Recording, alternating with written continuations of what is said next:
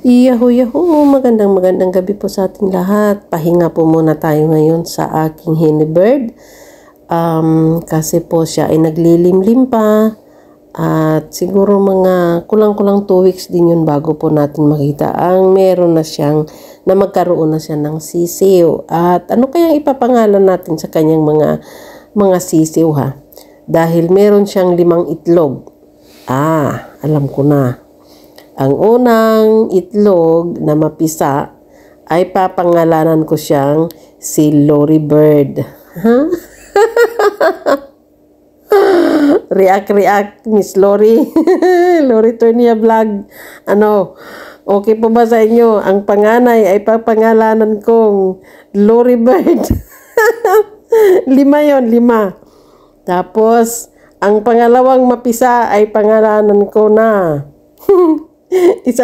Itong ipapangalan ko sa isa dahil ang hilig nitong tumawa sa aking mga ibon. Ipapangalanan ko siya ng Tulips Bird. may dalawa na may dalawa na akong pangalan, si Tulips Bird ang pangalawa. Okay, ang pangatlo, okay, pangalan ko sa pangatlo ha. Isipin ko muna. Alam ko na. Alexa Bird. Ayan, yun ang pangatlo. Oh, my baby. Baby Alexa. Ginoo ko po, patawarin. Ano pa? Ang pang-apat na pangalan ay, sino kaya ang pang-apat ko na pangalan ha?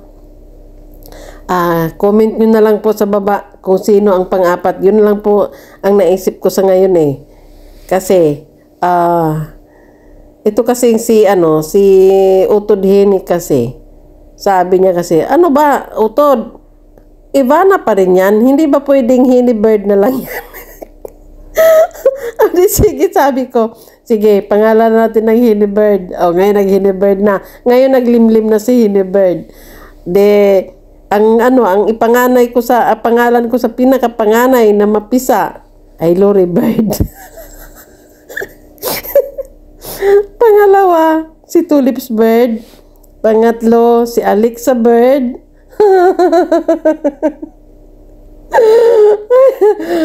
Ay, pasensya naman po. Sorry naman.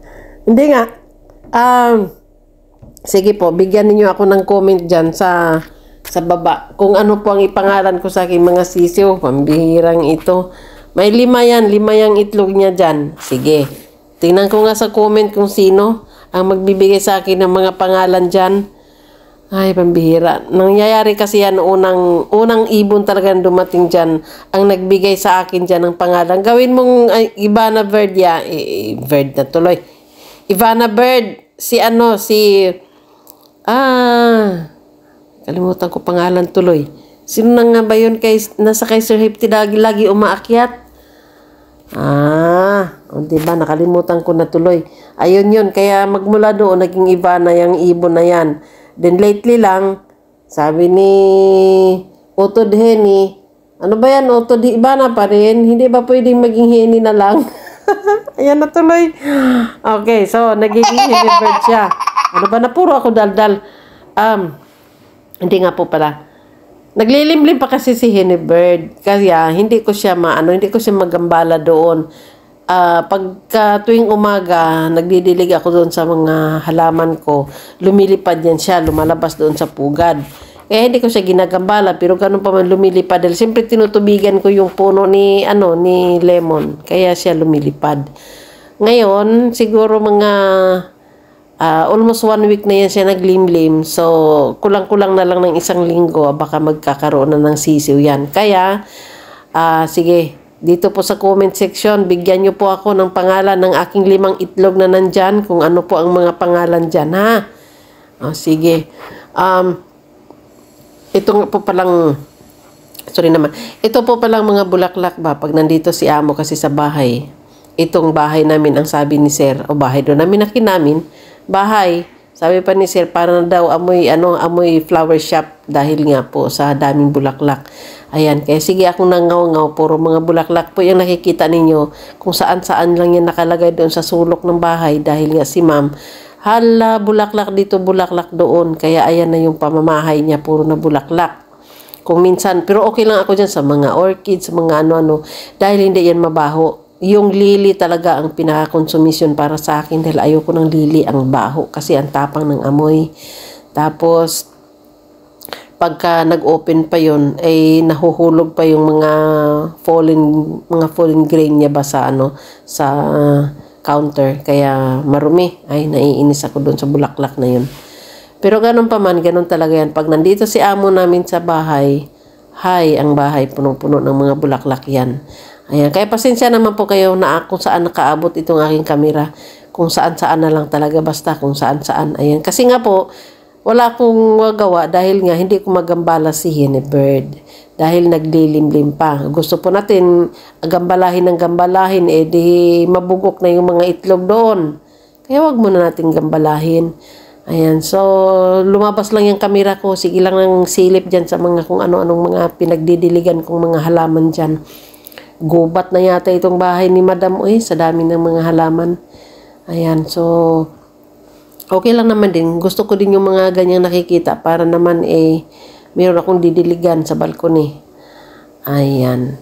Kaya marami pong salamat Hana kay 6 minutes na po pala ako. 8 minutes and 25 minutes lang ito. Seconds. 8 minutes and 25 seconds lang ang video ko pong ito. At wala. Gumala lang ang kamera ko kung saan-saan dahil nga naghihintay ako sa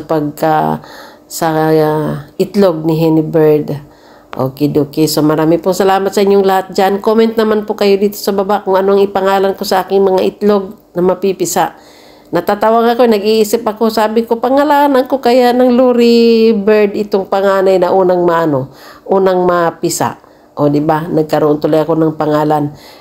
Ay, kabuangan ko talaga. Sige po, manghingi ako ng pangalan ha, dito sa baba. May 5 na naman akong itlog na asikasuhin dyan. Asikasuhin silipin. Alam mo, kawawa yung kanilang pugad ngayon dahil ang babaw. Tapos, marami pang butas. Hindi talaga nila ginawa ng maigi ng katulad noon ba na close masyado at madilim at malalim. Ngayon, ako po, iniwan na nilang mababaw yung pugad dahil siguro sabi nila, lalaliman natin ito. Sisirain din naman ito sa kakasilip ni si Rose Itsuki. O, kaya, ayun na. Okay talaga sa akin na sisilipin yung kanilang pugad. Tapos, hindi na ako kailangan papatong kung saan-saan. Dahil, nakatayo lang ako, kunting taas lang sa akin ng kunti ang pugad. Kayang-kaya ko siya talagang abutin. Ay, pambihirang ibon. Hindi na talaga niya ako pinahirapan Bakit? Saan doon na lang siya nagpugad sa puno ng ferns? Meron kasi akong puno ng ferns dito na medyo malaki-laki na. Baka sa susunod doon na yan siya magpugad para talaga yuyuko na. Yuyuko na lang ako. Ay, ginagawa pambihira ito. O siya, marami pong salamat. Magbababay na po muna ako. Ano ba ito kung saan-saan nakarating aking kwento at saan-saan nakarating aking kamera. Bye-bye po. Maraming pong salamat. Bye.